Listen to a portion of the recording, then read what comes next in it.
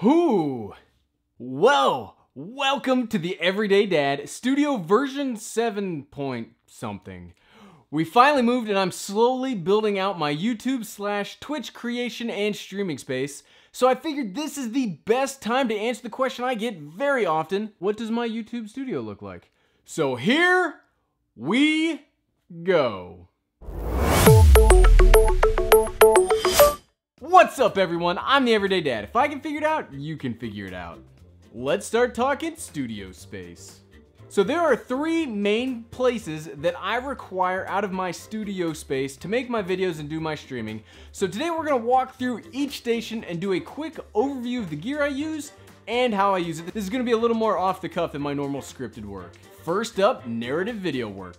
Wait, what does narrative video work mean? Well, that's what you're looking at right now. How I get these awesome talking headshots that look great, sound great, and have very little friction between me sitting down, hitting record, and starting to create content.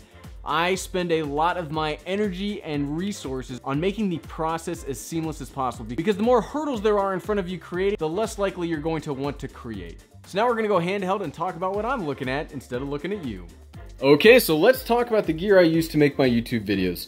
So this is a Sony A7III with a 28mm f2 lens. And that's kind of what I like. I mean, this is way overkill for YouTube videos, but it gives the shots that I like. I'm a really big fan of it. It has great autofocus, it has great video, it makes my skin look great, which, you know, some of us need all the help we can get. And it's just really an awesome camera. This thing right here is a teleprompter that I use attached to my cell phone, so I do a lot of scripted narrative work. I like not having to look at my script off camera. It just makes it easier when I can look at the camera and see my script all at the same time. So to monitor myself while I'm filming, I use this Scene 4K monitor. It's a 1080p 5-inch monitor, and it lets me see how pretty I am while I talk to you guys. Now for audio, I use the Rode Video Mic Pro Plus. I have it attached via a long cable to the Sony A7 III. You might be asking yourself, Everyday Dad, why is there a big bed over here? That's kind of weird. Well, when it comes to doing narrative work, when you've got hardwood floors, wood, more wood everywhere, it gets echoey, so this is just to kind of like dampen the sound and make the audio sound better. Now, I've got my A7 III inside of a small rig cage. It just lets you attach things like, you know, monitors and handles to make it easier to hold. It also makes it really easy to keep it on this tripod. We've talked about a lot of this gear before, but if you have any questions about that, leave your comments below and I'll do my best to answer them. And then to top it all off, you know, you need a few things when it comes to video. You need audio, the camera, but lighting. So I really like ring lights because you don't really have to think about lighting. You just sit down and it looks pretty good.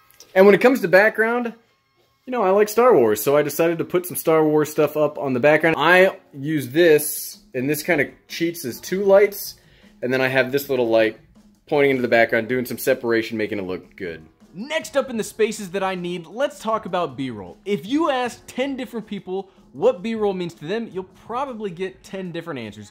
But for me personally, I mainly use product shots or product in use shots that I overlay against my narrative work. It's something that if you have your A video, then you put your B video on top of it. Now, when it comes to product in use, obviously that comes out from me going out and using whatever it is I'm talking about, whether it being action camera, cell phone, drone, gimbal, whatever. But when it comes to the product shots themselves, there is some extra gear involved. Let's check it out. It's actually right here.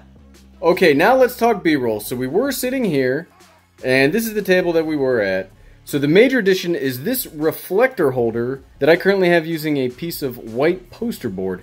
Now what this lets me do is it lets me take these 2 LED lights and lets me bounce them off of the poster board, making very nice soft lighting. So for example, here we were making some B-roll of this really cool mouse. Now I actually got this idea from the channel DSLR Video Shooter, and you should absolutely go subscribe to his channel because it's amazing. So I do this with the orange covers because in the camera, what we can do is we can change the white balance so that the camera sees this as daylight, and then we can set another camera up over here and make this look right and everything else look blue. And I really like that shot. So this is my A6500, set on a Manfrotto B-free tripod, and this is how I get all of my product B-roll shots.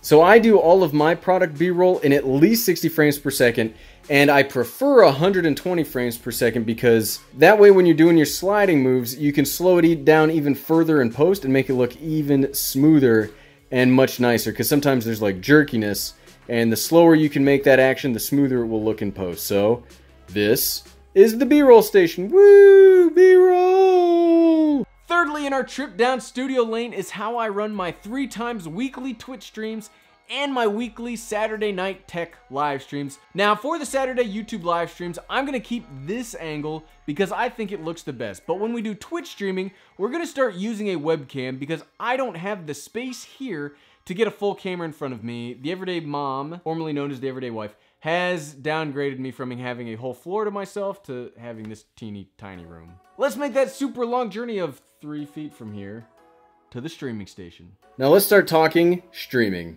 So the basic setup again, hey, there's the ring light. I just love ring lights. So the way I have my streaming set up is I've got dual computers. So the MacBook, which I normally do all of my video editing on, is what I use to really monitor the chat and just see what's going on in the stream itself.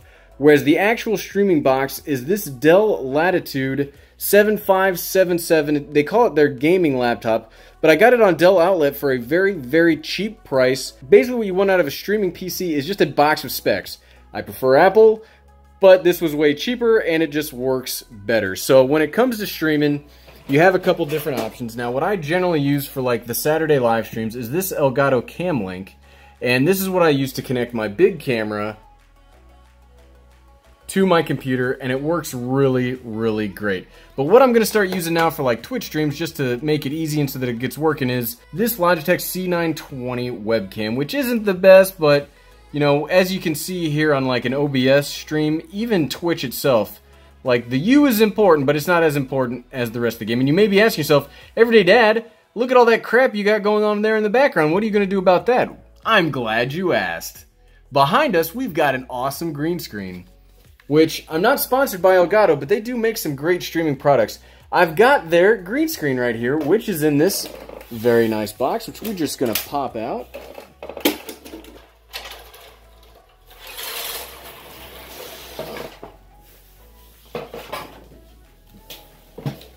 And boom, instant green screen. We're totally cut out of the picture. I really like that for streaming where I'm in the picture, but it's really cut out. And you can do this with chroma key, super awesome. But when you're streaming, what is really important is audio content. So let's talk my audio setup, which is this big thing right here. This is an Audio-Technica AT2020 microphone, which is an XLR microphone that I have running down here into a Xenix, Kinks, something, this guy, Q802 USB mixing hub, which basically takes my XLR mic, does its digital stuff, makes it sound good, pops it back into the computer, which then sends it through OBS, which makes it sound great. So this is the onboard audio out of my Samsung Galaxy S9, and this is the audio out of the USB hub with an XLR microphone. And yes, I am making it sound a little more enticing. So all of that plugs into this, which plugs into OBS, which we then send to the internet. Internet. Hey. And we're back. So do you need to go out and purchase all this junk to make your own content? No, absolutely not. But when you decide it is time to upgrade from your cell phone and your webcam, these things are super portable and it's really easy to set up no matter where you go. And honestly, while they look super technical and impossible to use, seriously, if I can figure it out, then you can do the same thing. Thanks for watching.